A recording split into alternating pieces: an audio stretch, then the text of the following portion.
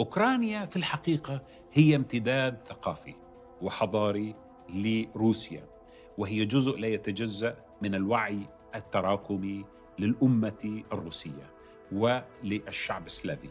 أولا، من ناحية إثنية ليست هناك فوارق، من ناحية لغوية عدد كبير من سكان أوكرانيا يتكلمون اللغة الروسية، لا سيما في الشرق، لأن أوكرانيا في الحقيقة ثقافيا مقسمة إلى ثلاثة أقسام. الشرق في غالبه يتكلم اللغة الروسية، الغرب في غالبه يتكلم اللغة الأوكرانية، والوسط مقسم بين هذا وذاك. إذا نظرنا إلى الخارطة نجد أن التقسيم الموجود هو في الحقيقة ليس عرقي، بمعنى أنه هم شعوب سلافية لكن يتفقون الروس والأوكرانيين، لكن لغويا وثقافيا هذا الذي يحدث في أوكرانيا.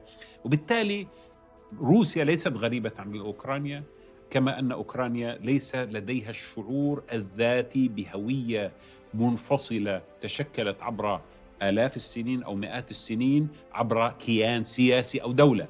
هناك فرق بين الهوية الثقافية، وهناك فرق بين أن تتحول الهوية الثقافية إلى كيان سياسي متماسك وقوي. الدولة الأوكرانية دولة حديثة، وبالتالي روسيا دائما تنظر لها كعمق استراتيجي وكامتداد طبيعي لها.